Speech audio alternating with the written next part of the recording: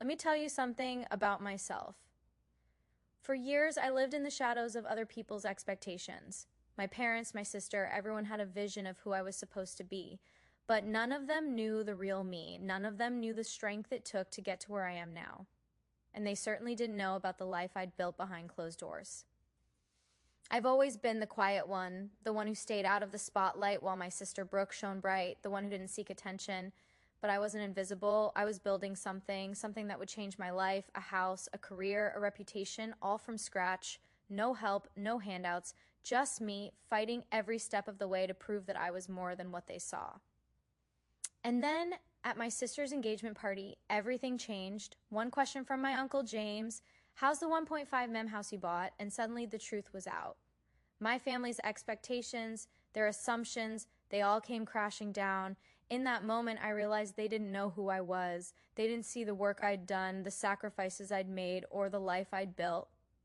But here's the thing, I didn't need them to see me. I didn't need their approval or recognition because what I built wasn't for them, it was for me. And now I'm not afraid to stand the truth of who I am. It starts with a moment of unease, one that will echo through your life forever. A simple question at a family gathering, yet it unravels everything. How's life in that 1.5 million house you purchased? The words hit like an electric jolt. The room falls into silence and you feel the heat of every gaze, like 1,000 eyes piercing through your skin. They weren't supposed to know. They weren't supposed to see this version of you, the one that has succeeded, the one that has built something that stands as a testament to your power. And yet, there it is, exposed for all to see. But this isn't just a question about a house, is it? It's about more than that. It's about hidden truths, unspoken agendas, and the forces that shape our lives from behind the curtains. The family you thought you knew, the ones who should have seen you for who you were all along, they never did. And now, in the face of your success, they are forced to confront something they've avoided for years. The fact that you don't need them. The truth they never wanted to face.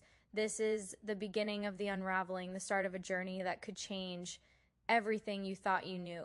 Because you see, when the veil is lifted, what's revealed is not just a house, it's the system, the manipulation, the rules they've hidden from you to keep you in line. And now that you see you'll never be the same again. The engagement party had been perfect, too perfect. My sister Brooke shining in the spotlight with her 2-carat engagement ring, her fiancé hanging on her every word. Champagne flowed as my parents basked in pride, soaking up the attention. The way they watched her, the way they've always watched her, made it clear. She was the golden child, the one whose every move was a cause for celebration. I stood in the background, just another face in the crowd, invisible, forgotten. My success was nothing compared to hers, nothing to them. But tonight that was about to change. Uncle James entered like a storm, late but commanding attention nonetheless. A venture capitalist with connections, money, power, he'd made a fortune backing tech startups in the 90s. Unlike the rest of my family, James was the only one who seemed to care about me, the only one who had noticed my accomplishments over the years, and when he walked up to me, his eyes lighting up as he greeted me, I knew this would be the moment. How's life in that 1.5 million house you purchased? The room went still, everything shifted, my mother's champagne flute froze in mid-air, my father's face drained of color, my sister, her hand still mid-gesture, fell silent. What house? My father asked, his voice tight with confusion. The house on Sterling Heights, James said casually, the one Sophia bought in 2016. My father's grip on his glass tightened, the tension rising. What are you talking about? I took a slow sip of my wine, letting the moment stretch. 8 years of being dismissed, overlooked, treated like the invisible sibling. But tonight, the truth was coming to light, the truth that I, Sophia, the quiet, unassuming daughter, had a life they had no idea about. I wasn't just the daughter of 2 doctors. I wasn't just the book-smart one, always overlooked because I didn't chase attention. I had built something for myself, a life they couldn't understand, a life that didn't depend on their validation. That house on Sterling Heights, it was mine. I had bought it in 2016, 5 bedrooms, a gorgeous craftsman with a mountain view that took your breath away. My parents had no idea. That's impossible, Brooke whispered, her voice high and shrill. Sophia doesn't own a house. She rents that apartment near the university. I corrected her calmly, but the impact of my words hit harder than anything I'd ever said before. I rented that apartment, I explained, for 2 years during my PhD program. Then I bought the house. That was 8 years ago. My father's grip on his glass faltered. What are you talking about? I repeated myself, the words coming out slowly but deliberately. The 5-bedroom craftsman I purchased for 1.2, 1.5 million in June 2016. the one that's now valued at 1.5 million according to recent market comparables. The shock hit hard. My mother's hand flew to her throat. My father's face twisted in disbelief. Brooke's engagement ring, still gleaming on her finger, seemed to shrink in comparison to the truth that had just been dropped. They didn't know. They had no idea who I really was, and it wasn't just the house. "You got a $180,000 signing bonus?" Brooke asked, her voice strangled. The disbelief was palpable. I nodded. "That's standard for senior positions in pharmaceutical research." "Standard?" My father's voice broke through the silence, disbelief cutting through his words. "But how? How did you afford this? How did you afford the house, the lifestyle, the freedom?"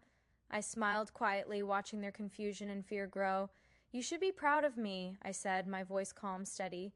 "I paid off the mortgage 6 years ago. I used my signing bonus to pay down the mortgage, all $960,000 of it. I've been financially independent for years." James, who had been listening, added casually, "Sophia's always been brilliant with money." And that's when they all began to realize the depth of my success, how I had risen, how I had carved out my life without their involvement, their approval, or their understanding. But it wasn't just the house or the salary or the success in pharmaceutical research. It was the lies they had lived, the way they had ignored me all these years. They had never asked. They had never listened. "How could you afford all of this?" My mother's voice cracked. Her tears started to fall, but I wasn't moved. "I told you," I said softly. "I've been successful in my field. I'm the director of oncology research at Helix Pharmaceuticals. I oversee a department of 47 researchers. We're in phase 3 trials for a drug that could revolutionize pancreatic cancer treatment." The silence that followed was thick with tension. The truth was out there now, unfiltered, undeniable. My father's face was pale, his hand trembling slightly. "Pancreatic cancer? But how can you?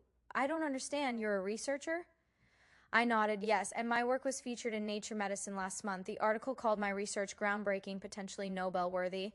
The shock reverberated through the room. My mother swayed slightly, trying to comprehend the person I had become. My father was lost for words. The moment stretched, the weight of what I had achieved, pressing down on me.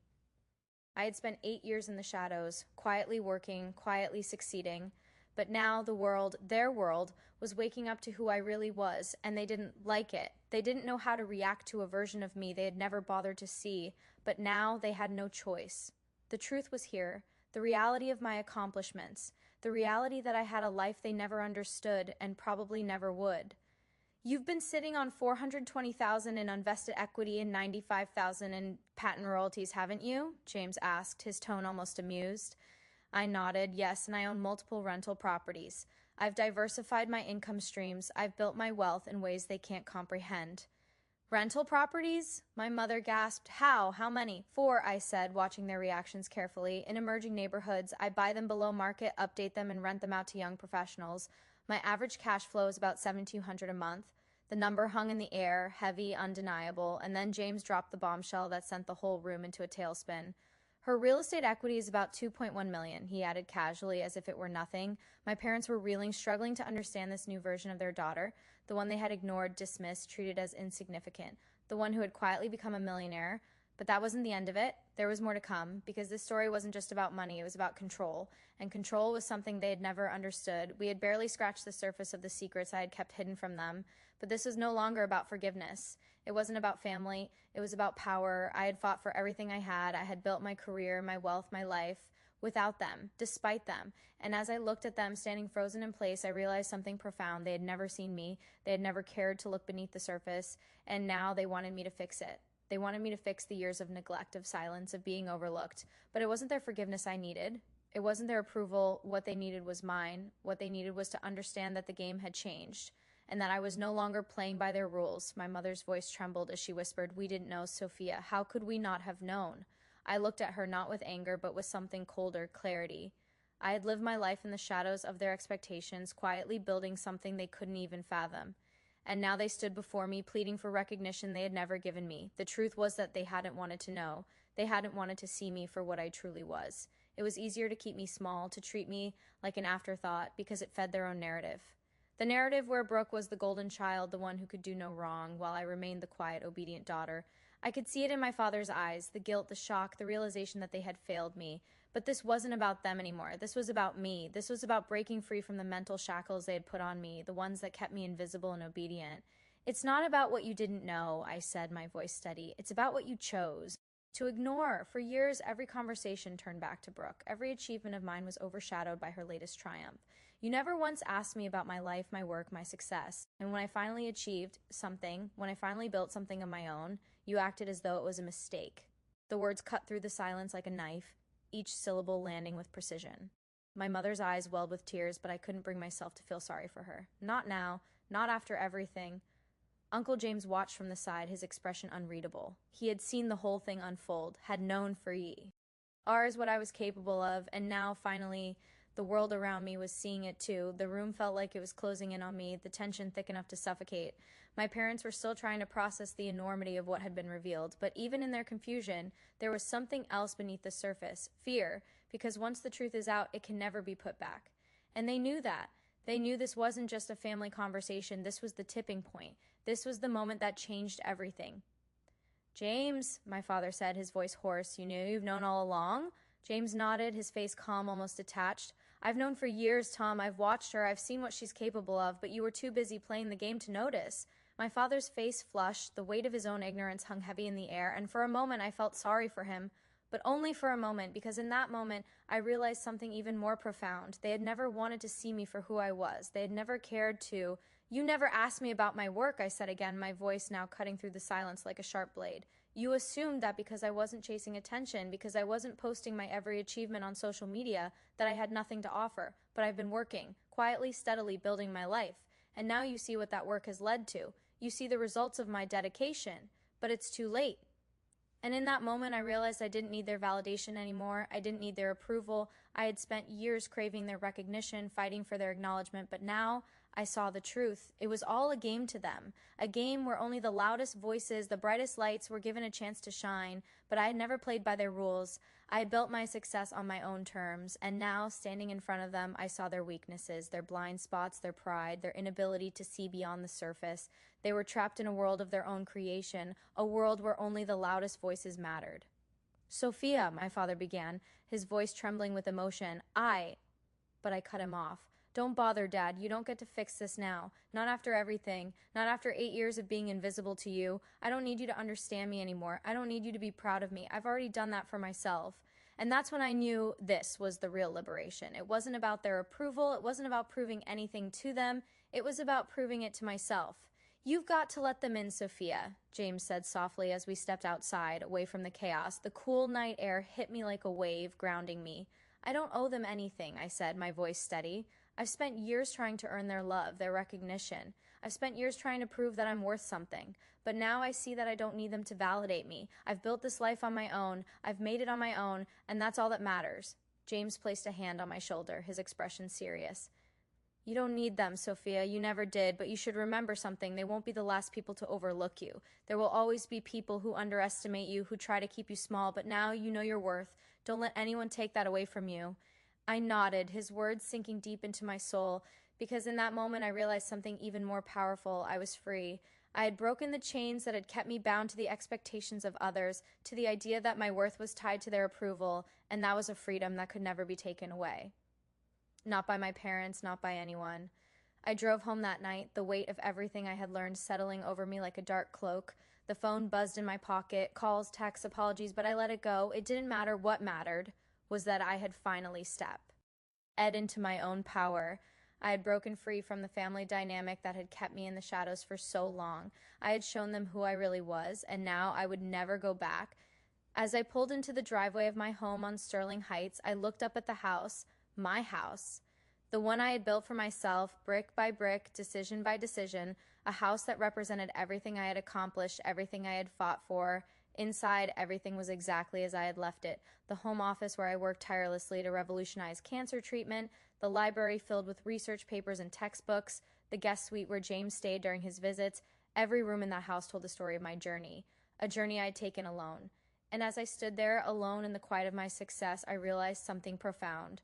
This was just the beginning. I had broken free from the past, from the expectations, from the need to be seen, and now I was ready for whatever came next.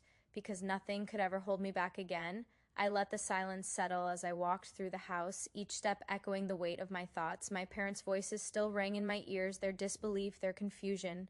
But it wasn't their words that haunted me, it was their inability to see me, the lack of recognition, The fact that after all this time, all they saw was the version of me they had created in their minds, not the woman who had risen from their shadows. In the quiet of the living room, I sat down on the leather couch, staring out the large windows at the darkened skyline.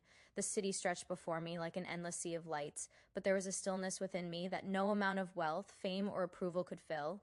I had achieved everything I set out to do: financial independence, professional recognition, a life built from the ground up. And yet I felt the hollow ache of being unseen. I had spent years striving for approval, for validation, always trying to prove my worth to them, to anyone who would listen. But in that moment, I understood something crucial. Validation, especially from those closest to you, doesn't come from what you've achieved. It comes from who you are. And I had spent far too long looking for that in the wrong places. The phone buzzed again, this time with a text from Brooke.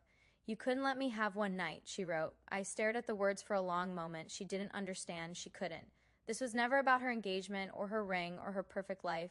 This was about me finally being seen for who I really was. Finally, the truth was out, but she saw it as a betrayal, not an awakening. I felt no anger, only a sense of clarity. My phone lit up again. My mother. A voicemail. Another call. Then my father. Another voicemail. But this time, I didn't pick up. I couldn't. They didn't deserve my answers anymore. They had spent years shaping me into a mold they could understand, forcing me into a box I could never fit. But now, I was free from that, and it was both terrifying and liberating. I stood up and walked through the house, touching the walls that had become symbols of my victories. Each piece of furniture, each painting, each room was a reminder that I had built this life on my own.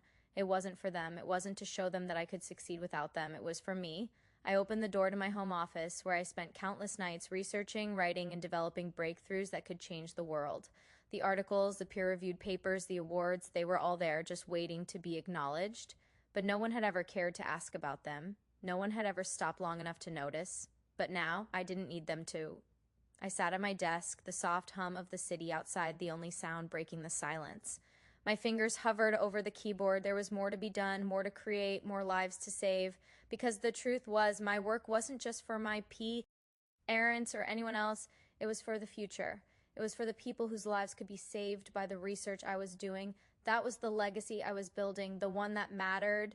James had been right. This wasn't just about money. It wasn't about the houses or the stocks or the accolades.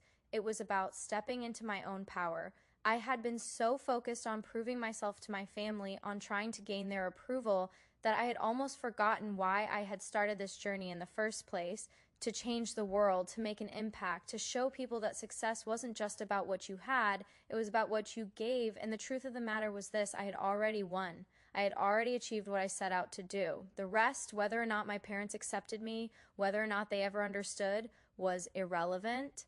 I glanced at the framed research paper on the wall, the one that had been featured in Nature Medicine. It was one of the first breakthroughs in my career. And it wasn't just a personal victory. It was a victory for all the people who would benefit from the drugs and treatments I was working on. That was my legacy. That was my success. But even as I sat there, the phone rang again. This time I answered it. It was my mother's voice, shaky and tearful. "Sophia, I'm so sorry. I don't understand what happened, but I want to know you, please." Her words were heavy with regret. It was the apology I had been waiting for, the one I had hoped for, needed for so long. But now that it was here, I felt nothing, no relief, no closure, just emptiness. "I'm sorry too," I said quietly, "but it's not enough. You should have cared about me long before this. I've been trying to show you my life for years, and now you want to fix it all in a few minutes?" She sobbed. "Please don't say that. We didn't know. We didn't see it." "But you didn't want to see it," I replied, the words coming out sharper than I intended. "You chose not to. You chose to ignore me, to focus on what was convenient. And now, when I've built something of my own, you want me to fix everything for you? It doesn't work that way." The silence between us was heavy, but it was also necessary, because this was the first time I had truly stood up for myself. And it felt like stepping out of a long, dark tunnel into the light. Later that night, as I sat in the dim glow of my kitchen, I couldn't help but reflect on everything that had happened. I had spent so much time and energy trying to earn their love, their attention, but in doing so, I had neglected the most important relationship of all, the one with myself. I had spent 8 years chasing approval, 8 years trying to prove that I was worth something. But tonight, I had learned the most valuable lesson of all: I didn't need them. I didn't need anyone to validate me, the house on Sterling Heights, the patents, the career, the wealth. It had all been a means to an end. But the true victory, the true success, was in realizing that I didn't need anyone's permission to live my life the way I wanted. The road ahead wouldn't be easy. There would be more challenges, more people who would try to bring me down. But I was ready. because I had something they didn't, the strength to be myself no matter what. James called me again the next day, but I didn't need his reassurance this time. "I think I'm ready," I said when I picked up. "I'm ready to stop looking back, to stop seeking approval. I've built this life, and I'm going to keep building it, with or without their support, but I know I don't need them to succeed." James's voice was calm and approving. "You're on the right track, Sophia. You always have been. Just remember, the world will never give you permission to be great. But that doesn't matter. You've already proven that you don't need it." And as I hung up the phone, I felt something shift inside me, something powerful. The truth had set me free. It had shown me that no matter what anyone thought, no matter what anyone said, I had the power to change my own story, and that was the most dangerous knowledge of all. The sun set behind the mountains, casting long shadows across the walls of my home, but I didn't feel alone. In the quiet of my house, I found a new kind of peace, the kind that comes from standing in your own truth, unshaken by the opinions of those who refuse to see you. For years, I had craved validation from people who didn't understand me. I had thought that if I could prove myself, if I could just reach a certain level of success, they would see me for who I truly was. But now I knew better. Validation from the outside world was a mirage, a trap. It was like chasing a shadow that could never be caught. I had spent my entire life running towards something I thought I needed, only to find that the key to true freedom had always been within me. And in that moment, I realized that I could walk away from everything that had kept me shackled, my parents' expectations, my sister's competition, the need for recognition. I no longer needed any of it to define me. But the world wasn't done testing me yet. I had learned the hard way that people will try to tear you down when they see your success. They'll question your methods, undermine your efforts, and try to make you feel like you don't belong. It wasn't just my family who had overlooked me, it was society at large. The pharmaceutical industry had been no different. I had spent years working my way to the top of a field that was dominated by men, my achievements often downplayed or dismissed. Every groundbreaking discovery, every paper I published was met with resistance. There was always someone willing to doubt me, someone eager to tell me that I wasn't good enough, but that never stopped me. It only fueled my drive. As I sat in my study reviewing the latest trial data, I thought about how many others were facing the same struggle, how many brilliant minds were being silenced because they didn't fit the mold, because they weren't loud enough or flashy enough. That was why my work was more important than ever. It wasn't just about making money or gaining fame. It was about proving that anyone, regardless of their background, their gender, or their story, could rise above the noise and make a real impact. My phone buzzed again. It was a message from James. "You know they're going to keep coming for you, right? They won't let this go, not after what happened at the party." I knew what he meant. My parents would keep trying to reclaim the narrative. They would spin the story to make themselves look like victims, as if I had wronged them in some way. But I wasn't going to play their game anymore. I wasn't going to let them rewrite my story. And then I remembered something else. The real enemies weren't the people who doubted me or the ones who didn't see my value. The real enemies were the systems in place that kept people like me, people who dared to rise above the status quo, trapped in a web of limitations. That was why I had to keep pushing forward. Not just for me, but for everyone who had been told they weren't good enough. I wasn't going to let them win. It was time to stop waiting for the world to catch up with me. The world wasn't going to change because I asked it to. It wasn't going to suddenly start acknowledging my worth. If I wanted change, I had to create it. I had to build my own legacy, one that would leave an indelible mark on history, but I couldn't do that alone. As much as I had prided myself on my independence, I realized that true power came from connection. And I wasn't going to waste my energy on people who didn't see me. Instead, I would focus on the ones who did. The mentors, the allies, the visionaries who recognized my worth and saw my potential long before I did. That was the kind of power I wanted to surround myself with. The kind of people who didn't just acknowledge me, but empowered me to be the bee. Teen version of myself, the ones who weren't afraid to speak truth to power, to challenge the status quo, to stand up and say, "You are worthy." The next few days were a whirlwind. Calls came in from the media asking for interviews about my work. My breakthrough in oncology was making waves. The FDA's fast tracking of our pancreatic cancer drug was generating international attention. But even as my professional world continued to expand, my personal world seemed to be closing in. My parents kept calling, leaving voicemails, sending texts, begging for forgiveness. My mother wrote long, tear-filled emails about how sorry she was, how she had been wrong, how she didn't understand before, but I couldn't bring myself to respond. The thing was, I didn't need their apologies. I didn't need them to admit they had been wrong. What I needed was something they could never give me, the freedom to exist on my own terms, to live my life without their expectations, without their judgments, and as much as it hurt to walk away from them, I knew it was the right decision. For me, the media frenzy was only the beginning.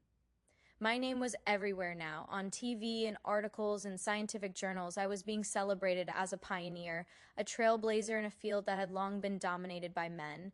But with the spotlight came the scrutiny. There were always people waiting to tear you down. Critics, naysayers, those who couldn't bear to see someone like me succeed. The pharmaceutical industry was a beast, and I knew better than anyone that it was a game of survival. But I wasn't afraid anymore. I had spent years fighting for my place at the table. I had earned my seat, and I wasn't going to let anyone take it away from me. It was Uncle James who reminded me of that. One night, after another round of media interviews, I found him waiting for me in the study. "You're not done yet, Sophia," he said, his voice low and firm. "This is just the beginning. They're going to come after you. They're going to try to bring you down. But you've got something they don't. You've got the truth on your side, and when you've got the truth, there's nothing they can do to stop you." I nodded, the weight of his words settling into my bones. This was just the beginning, and now that I knew my own strength, I was ready for whatever came next. I took a deep breath and walked to the window. The city stretched before me, an endless sea of lights, and for the first time I felt a sense of peace. Because I knew that no matter what happened, no matter what the future held, I had already won. I had built this life from the ground up. I had fought for every inch of success. And now it was time to build something even bigger, a legacy that would outlive me. A legacy that would prove to the world that a woman, a quiet, underestimated woman, could change the course of history, and no one, not even my parents, could take that from me.